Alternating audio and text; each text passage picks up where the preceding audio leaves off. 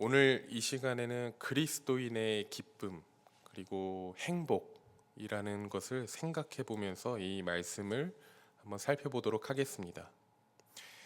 여러분은 어느 때에 행복을 느끼십니까? 모든 사람들이 다 그렇다라고 할 수는 없겠지만 사람들은 대체로 이 기쁨과 행복을 느끼는 경우가 비슷한 것 같습니다. 사랑하는 가족 또 사랑하는 친구와 함께 했을 때 우리는 행복을 느끼지요. 또 평소에 가지고 싶었던 것을 얻어냈을 때 행복을 느끼기도 합니다. 또는 열심히 해서 무언가를 이루어냈을 때, 성취했을 때, 공부를 해서 무언가를 깨달았을 때, 우리는 그럴 때에 기쁨을 느낍니다. 다시 말해서 우리 안에 있는 어떠한 욕구가 실현이 되었을 때 우리는 만족감을 느끼고 그것을 기쁨으로 생각한다라는 겁니다. 그래서 국어사전에 제가 어제 기쁨에 대해서 한번 찾아봤는데요. 국어사전은 기쁨을 이렇게 정의합니다. 욕구가 충족되었을 때의 흐뭇하거나 흡족한 마음 또는 그런 느낌. 즉 원하던 바가 이루어지거나 채워졌을 때 사람은 기쁨이라는 감정을 느낀다라는 것이지요. 그런데 이러한 기쁨은 사람이라면 살다 보면 누구나 느낄 수 있는 그런 기쁨입니다. 신앙을 가졌든 가지지 않았든 상관없이 살다 보면 누구나 누릴 수 있는 일반적인 그런 감정인 것이죠. 그러나 우리 그리스도인들은 하나님을 믿는 신앙을 통해서만 누릴 수 있는 참된 기쁨이 있다라고 생각하고 또 그렇게 고백하지 않습니까? 우리가 고백하는 그 참된 기쁨이란 무엇일까요? 물론 제가 앞에서 말씀드렸던 그런 일반적인 기쁨 또한 모두 하나님께서 우리에게 허락하신 것들입니다. 삶의 모든 것을 하나님께서 우리에게 허락하셨다라고 우리는 고백하니까요. 하지만 신앙생활을 할 때 또 하나님을 바라볼 때만 얻을 수 있는 그런 기쁨이 있지 않습니까? 오늘은 그 참된 기쁨에 대해서 같이 한번 생각해 보며 이 본문을 보면 좋겠습니다. 오늘 본문의 소제목은 가나의 혼례라고 되어 있습니다. 본문 1절과 2절을 제가 한번 읽어보겠습니다. 사흘째 되던 날 갈릴리 가나에 혼례가 있어 예수의 어머니도 거기 계시고 예수와 그 제자들도 혼례에 청함을 받았더니, 가나라고 하는 지역은 갈릴리 호수를 기준으로 해서 서쪽 깊숙한 곳에 위치한 마을이었습니다.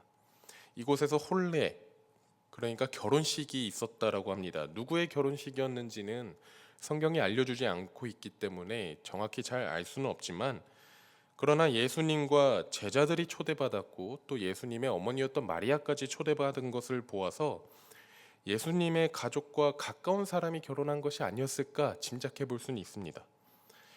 아시다시피 결혼식은 기쁨이 넘치는 자리이죠. 결혼식을 준비하는 사람은 초대한 하객들이 풍족하게 먹을 수 있는 음식을 준비하고요. 또 결혼식에 오는 하객들은 결혼하는 이들에게 축하 또 축복의 말들을 건네면서 이 준비된 음식을 마음껏 먹습니다. 말 그대로 기쁨의 장입니다. 그런데 본문에 나타나는 가나의 결혼식장에서는 한 가지 문제가 발생하고 맙니다. 본문 3절을 한번 읽어보겠습니다. 포도주가 떨어진지라 예수의 어머니가 예수에게 이르시되 저들에게 포도주가 없다 하니, 결혼식에 사람이 얼마가 왔는지 얼마나 왔던 것인지 준비된 포도주가 그만 동이 나고 만 것이지요. 그러니까 변수가 생기고 만 겁니다.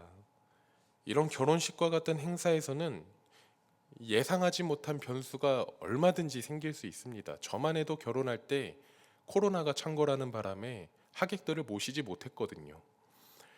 이와 같이 예기치 못한 일이 일어나면 어떻게 해야 합니까? 얼른 대책을 세우고 그 변수를 해결해야만 합니다. 이 본문에서도 잔치의 흥과 잔치의 기쁨이 끊어지지 않고 이어지게 하기 위해서는 얼른 이 일을 누군가가 나서서 해결해야만 했죠. 그래서 예수님의 어머니인 마리아가 먼저 나서 주었습니다. 마리아가 예수님에게 포도주가 다 떨어졌다, 저들에게 포도주가 없다라고 말을 먼저 했죠.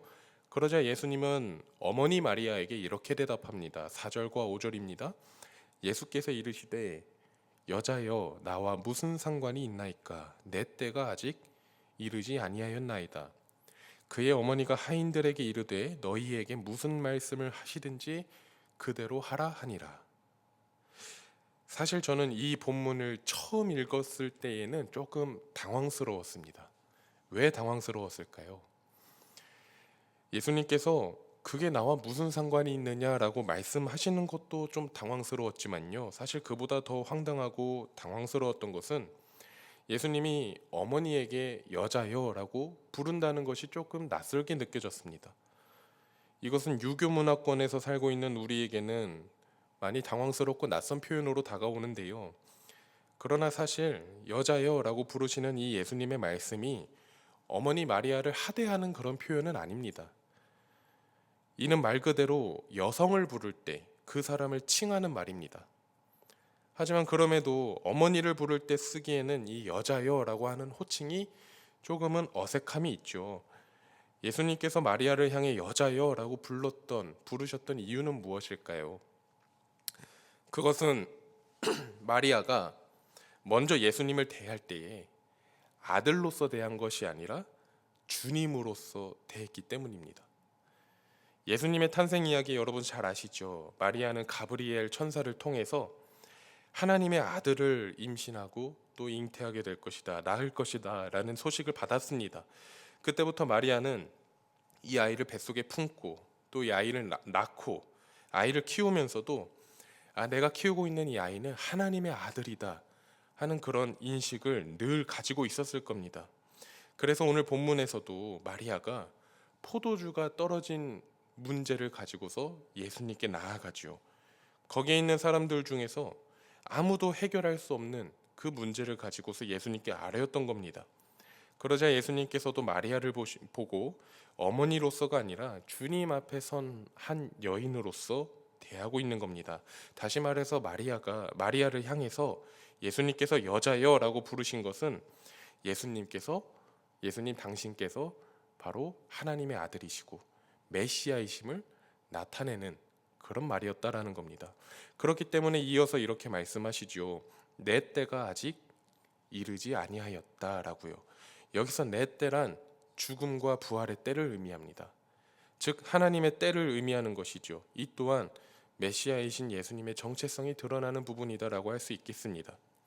그리고 예수님께서는 그게 나와 무슨 상관입니까? 라고 말씀하셨지만 곧 그 문제를 해결해 주십니다. 바로 기적을 통해서 말이죠. 물이 포도주로 변하는 기적을 예수님께서 보여주십니다. 본문 6절부터 9절까지를 보겠습니다. 거기에 유대인의 정결 예식을 따라 두세 통 드는 돌 항아리 6이 놓였는지라 예수께서 그들에게 이르시되 항아리에 물을 채우라 하신즉 아기까지 채우니 이제는 떠서 연회장에게 갖다 주라 하심에 갖다 주었더니 연회장은 물로 된 포도주를 맛보고도 어디서 났는지 알지 못하되 물 떠온 하인들은 알더라. 이렇게 항아리에 채워진 물은 포도주로 변화되었습니다. 여러분, 물이 포도주로 변하는 게 가능합니까?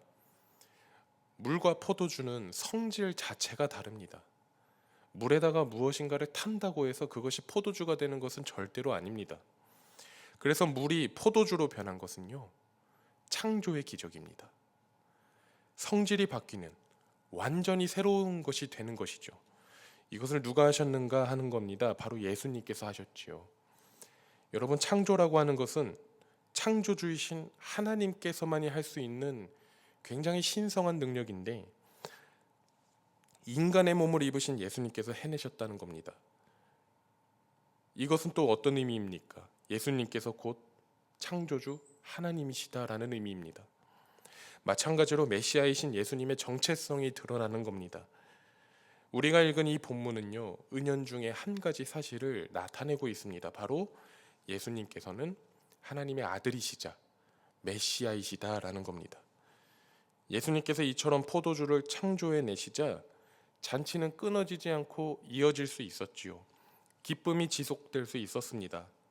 그런데 본문을 보시면 예수님께서 창조하신 이 포도주를 잔치에 있던 사람들이 같이 함께 목격하고 또 맛을 봅니다. 그리고 이 포도주를 맛본 사람들은 크게 두 가지 부류로 나뉘는데요. 먼저 본문 9절 하반절 그리고 10절을 제가 한번 읽어보겠습니다. 연회장이 신랑을 불러 말하되 사람마다 먼저 좋은 포도주를 내고 취한 후에 낮은 것을 내거늘 그대는 지금까지 좋은 포도주를 두었도다 하니라. 첫 번째 부류의 사람은 포도주를 맛보고 기쁨을 느끼는 사람들입니다. 그들은 이렇게 말하죠. 누구든지 먼저 가장 좋은 포도주, 최상급의 포도주를 내놓고 손님이 막 취하게 되면 취한 뒤에 조금 덜 좋은 것을 내놓는데 여기 연회장은 이렇게 좋은 포도주를 지금까지 두고 있구나라고 하는 거죠. 이 사람들은 포도주에 대한 기쁨과 만족을 표현하고 있습니다. 그도 그럴 만한 것이 예수님께서 직접 만들어내시고 창조하신 포도주니까요. 그 맛이 얼마나 좋았겠습니까? 아마도 예수님께서도 최고로 좋은 포도주를 만들어내지 않으셨겠습니까? 사람들은 이 포도주를 맛보고 만족해 했습니다. 그러나 딱 거기까지였습니다. 두 번째 부류의 사람들은 어떤 이들이었을까요? 오늘 본문 11절입니다. 예수께서 이 첫 표적을 갈릴리 가나에서 행하여 그의 영광을 나타내심에 제자들이 그를 믿으니라 라고 하죠. 두 번째 부류는 예수님의 기적을 보고 포도주를 맛보고 그리고 예수님을 믿었던 제자들입니다. 제자들이 그를 믿으니라 라고 하는 말씀은 제자들이 예수님께서 메시아이심을 믿었다라는 것이죠. 여러분, 첫 번째 부류의 사람들과 두 번째 부류의 사람들의 차이를 아시겠습니까? 첫 번째 부류의 사람들은 포도주의 맛을 보고 만족감을 느꼈지만 그 포도주를 만들어낸 예수님께서 메시아라는 사실은 깨닫지 못했습니다. 그러나 제자들은 그 사실을 깨닫고 예수님을 더욱 믿게 되었죠. 포도주를 맛보고 그저 만족하는 것에 그쳤던 사람들은 예수님께서 왜 그런 기적을 보이셨는지 깨닫지 못한 사람들입니다. 여러분, 예수님께서는 왜 물로 포도주를 만들어내셨을까요? 잔치가 이대로 끝나면 안 되니까 그러셨을까요? 그곳에 모인 사람들에게 기쁨과 만족을 계속해서 주기 위해서였을까요? 아니요, 예수님께서는 처음에는 그게 나와 무슨 상관입니까? 라고 말씀하셨습니다. 그들에게 그저 기쁨과 만족을 주기 위함이 목적은 아니었을 겁니다. 그렇다면 왜 그런 기적을 보여주신 걸까요? 이것에 대한 대답을 한번 생각해 보기 위해서 본문 6절을 다시 한번 보겠습니다. 본문 6절입니다. 거기에 유대인의 정결 예식을 따라 두세 통 드는 돌 항아리 6이 놓였는지라. 본문은 예수님께서 기적을 보이는 데에 사용한 항아리를 조명하고 있습니다. 그리고 그것이 어떤 항아리였는가 친절하게 설명까지 해주죠. 예수님께서는 여자여 그게 나와 무슨 상관이 있나이까라고 말씀하셨는데요. 그 말씀을 하신 후에 시선을 다른 곳으로 옮기셨을 겁니다. 그랬는데 그때 한켠에 놓여져 있는 6개의 돌 항아리를 보신 겁니다. 두세 통 드는 돌 항아리는 물이 두세 통 정도 들어가는 크기의 그런 항아리였다라는 겁니다. 그런데 그거보다 더 중요한 설명이 있죠. 바로 그 돌 항아리는 유대인의 정결 예식에 쓰이던 항아리였다라는 겁니다. 이 항아리는 유대인들이 율법을 지키기 위해서 사용했던 항아리라는 것입니다. 유대인이 지켰던 율법의 규례 중에서 부정에 대한 규례가 있습니다. 하나님께서 더럽고 또 불결하다라고 정해주신 것들, 그것들이 구약 성경에 기록되어 있죠. 뭐 돼지도 그렇고요, 낙타, 토끼 이런 동물들은 율법상 부정한 동물들이었습니다. 뿐만 아니라 나병 환자의 피부, 또 죽은 사람의 시체 이런 것을 만져서도 안 된다라는 규례가 있죠. 그런데 외출했던 사람이 혹시나 부지 중에 이러한 부정한 것을 만질 수가 있었겠죠. 그것을 경계해서 집에 들어오기 전에 손과 발을 씻는 그런 물을 담는 항아리 통을 준비했던 겁니다. 본문에 나오는 돌 항아리가 바로 그것에 쓰이는 항아리였습니다. 이 항아리는 손과 발을 씻기 위한 물을 담는 항아리였습니다. 그리고 그 항아리는 유대인들이 자신의 종교의식을 지키기 위해서 썼던 항아리였습니다. 예수님께서 그런 항아리를 사용하신 건데요. 어떻게 사용하셨습니까? 그 항아리 안에 담겨져 있는 물을 완전히 새로운 성질을 가진 포도주로 새롭게 창조해내시는 기적에 사용하셨다는 것이지요. 저는 여기에 예수님께서 이 기적을 보여주신 이유가 있지 않을까라고 생각합니다. 유대 종교 지도자와 바리새인들은 하나님을 믿기 위해서는 율법을 반드시 지켜야만 한다라고 강조했습니다. 하나님을 믿는 사람이라면 이것은 지켜야 되고 저것도 지켜야 되고, 또 반면에 이것과 저것은 하면 안 된다라고 하면서 율법으로 사람을 옭아매려고 했었습니다. 하지만 율법을 완벽하게 지킬 수 있는 사람이 있었습니까? 그런 사람은 없었죠. 율법은 도리어 사람의 죄를 깨닫게 하기만 할 뿐이었습니다. 그러나 그럼에도 그들은 율법을 지키는 것이 바로 신앙이다, 그것이 신앙생활이다 가르쳤습니다. 반면에 예수님께서 가르치고자 하셨던 것은 이 바리새인의 것과는 완전히 다른 것이었습니다. 예수님은 율법을 문자적으로 하나하나 지켜야 한다 가르치시지 않고, 율법이 가리키는 하나님의 사랑, 그리고 율법이 나타내는 예수 그리스도의 은혜를 가르치고자 하셨죠. 그래서 예수님은 정결 예식을 위해서 물을 채워야 하는 그 항아리 안에다가 물이 아니라 포도주를 창조해서 채우셨습니다. 종교적인 행위와 관습으로 가득 차 있는 이 항아리를 사랑과 은혜와 기쁨과 또 참된 자유와 평안으로 채워진 항아리로 완전히 뒤바꾸신 것이지요. 그리고 그것이 바로 신앙생활이다라고 가르쳐 주십니다. 그러므로 예수님께서 물로 포도주를 만드신 것은 어떠한 쾌락적인 기쁨과 즐거움을 위해서 보여주신 기적이 아니라는 겁니다. 그것은 예수님께서 우리에게 참된 평안과 자유와 또 은혜와 기쁨을 주기 위해서 예수님께서 이 땅에 오셨다라는 것을 가르쳐 주기 위해서 보여주신 기적입니다. 결혼식에 참석한 하객들은 포도주의 맛을 보고 또 기쁨과 만족을 느꼈겠지만, 제자들은 이 포도주를 만들어내신 예수님을 보고 기쁨을 느꼈더라는 겁니다. 그리고 이 기쁨이 예수님을 믿는 그 믿음으로 이어지게 되었죠. 여러분, 우리는 무엇을 가장 기뻐해야 합니까? 우리를 배채우고 만족하게 하는 포도주입니까? 아니면 포도주를 창조하신 예수님입니까? 그리고 놀랍게도 예수님은 포도주만 창조하지 않으셨습니다. 우리의 존재도 예수님께서 창조해내신 작품이지 않습니까? 하나님은 아무것도 없는 무의 상태에서 모든 것을 다 창조해내셨습니다. 아무것도 없는 공허한 상태에서 하나님은 사랑과 기쁨의 대상을 창조해내셨지요. 다시 한번 질문해 봅니다. 우리는 무엇을 기뻐해야 할까요? 이 세상에 넘쳐나는 기쁨입니까? 아니면 그 기쁨까지도, 기쁨마저도 창조해내신 하나님이십니까? 우리의 신앙생활은 이 하나님으로 인한 기쁨으로 가득해야 합니다. 교회 생활에서 열심과 또 행위도 필요할 때가 있습니다. 이 교회 생활의 열심과 행위가 주는 유익이 분명히 있긴 있습니다. 그러나 그것은요, 수단일 뿐이지 절대로 목적이 될 수는 없다라는 겁니다. 우리가 모여서 예배 드리는 거 굉장히 중요하죠. 하지만 예배는요, 하나님을 만나기 위한 수단입니다. 우리가 교회 또 사회에서 봉사하고 헌신하는 거 필요합니다. 그러나 봉사와 헌신은 그 헌신의 자리에서 낮아지신 예수님을 만나기 위한 수단입니다. 우리가 우리의 신앙생활의 목적은요, 하나님을 만나는 데에 있습니다. 또 예수님과 함께 연합하는 데 있습니다. 이것이 바로 우리가 추구해야 할, 또 우리가 누려야 할 궁극적인 기쁨이다라는 겁니다. 우리에게 과연 참된 기쁨이 무엇일까요? 하는 질문을 처음에 드렸습니다.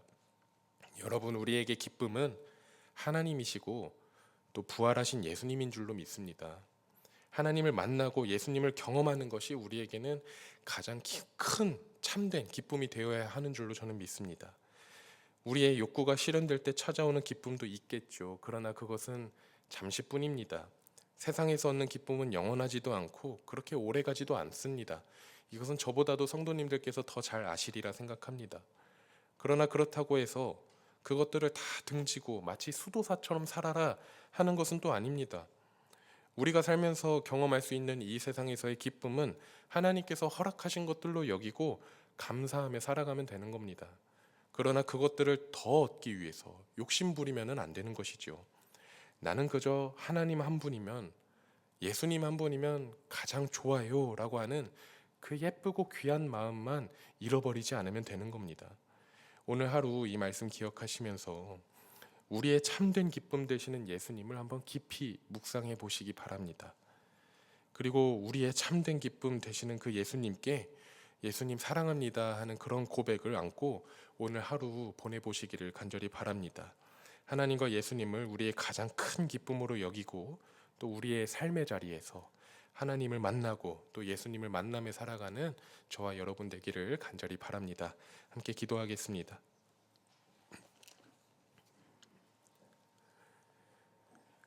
하나님, 오늘도 말씀으로 우리에게 깨달음 주셔서 감사합니다. 아무것도 아닌 우리 존재를 지어주심도 감사한데 그런 우리를 사랑과 기쁨의 대상으로 삼아주신 우리 하나님, 그 하나님 아버지께 우리가 드릴 수 있는 것은 그저 감사하는 마음뿐임을 오늘 고백합니다. 주님, 우리가 이 세상을 살아가면서 때로는 물질에서 만족함을 얻었고 때로는 성취와 명예에서 또 때로는 우리의 가족으로부터 가장 큰 만족과 기쁨을 얻는다고 생각했습니다. 그러나 오늘 말씀을 통해서 그 모든 만족과 기쁨을 우리에게 허락하신 분은 바로 하나님이셨음을 다시 한번 깨닫습니다. 주님, 우리가 다른 것이 아니라 하나님으로 인하여 가장 기뻐할 수 있는 존재가 되길 원합니다. 주님께서 우리의 가장 큰 기쁨이 될 수 있도록 우리의 삶 속에서 매 순간마다 주님을 만나고 경험할 수 있도록 우리 모두와 주님께서 함께하여 주시옵소서. 오늘 하루도 그런 하루가 되게 하시고 주님께서 허락하시는 그 모든 만남 속에서 참된 기쁨과 참된 평안을 누리며 또 한 번 하나님께 감사할 수 있는 오늘 하루가 되도록 주님 우리를 인도하여 주시옵소서. 예수님의 이름으로 간절히 기도드립니다. 아멘.